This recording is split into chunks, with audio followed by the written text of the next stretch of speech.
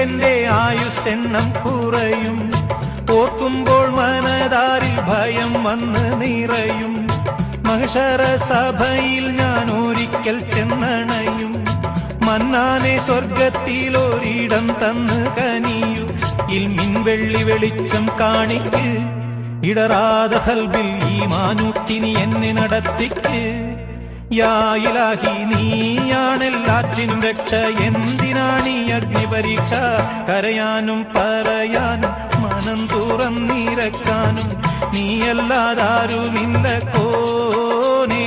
എന്റെ കരളിന്റെ ഒരുക്കങ്ങൾ അറിഞ്ഞു നീ അനുഗ്രഹം ചൊരിയണം എന്റെ തമ്പുരാൻ.